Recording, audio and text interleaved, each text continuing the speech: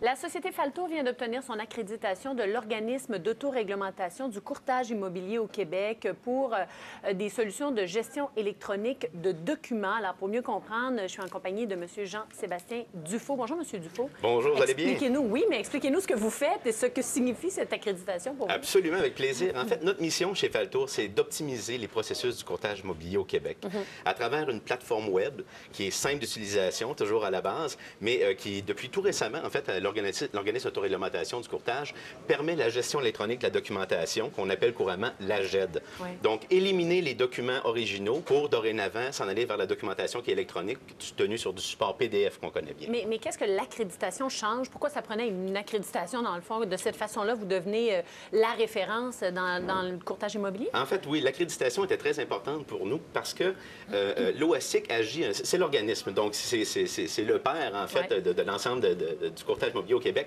Et au-delà de ça, cette accréditation-là vient rassurer la clientèle qui, depuis aussi longtemps que l'immobilier existe, était habituée de transiger avec les documents qui étaient des documents originaux, mais dorénavant, doivent avoir la confiance de s'en aller vers la documentation qui est PDF. Donc, c'est un changement d'habitude qui était important, mais bien sûr, on doit faire ça de façon légale et pour que les documents originaux soient reconnus comme authentiques de façon électronique, bien sûr, on devait bénéficier d'une accréditation au sens de la loi qui était desservie par l'OASIC. Est-ce que ça veut dire que tous les courtiers immobiliers vont désormais utiliser votre plateforme?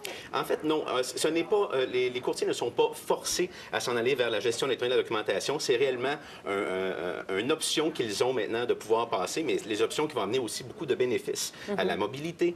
On va éliminer aussi les copies à l'intérieur des agences, beaucoup de déplacements qui sont réduits. Et bien sûr, il y a des économies importantes au niveau des agences, tant pour les agences que pour les courtiers, et même des avantages qui vont répercuter également sur la clientèle. Et ça va de quel document à quel document? Là? Je comprends qu'il y a les contrats de vente là-dedans. Quoi d'autre? On peut partir, exemple, du contrat de courtage, qui est le document qui va nous permettre de mettre notre maison sur le marché, mais aussi les promesses d'achat, les documents qui sont des références, en fait, pour les propriétés. On parle du certificat de localisation, les comptes de taxes, etc.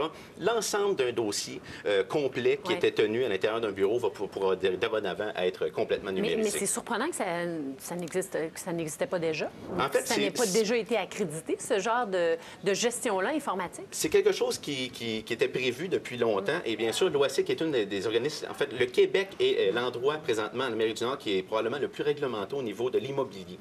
Donc, maintenant, ils l'ont permis. C'était déjà possible ailleurs de pouvoir faire de la numérisation de dossiers. C'est maintenant possible au Québec, mais bien sûr, ça nous a permis de développer une plateforme qui répond en fait à un besoin qui était des plus stricts. Donc, on a misé sur la facilité, l'intuition et le processus qui a été fait pour répondre en fait aux critères qui étaient importants, nous permet aujourd'hui d'avoir une plateforme qui est complètement exportable. Est-ce que ça va servir davantage au secteur résidentiel?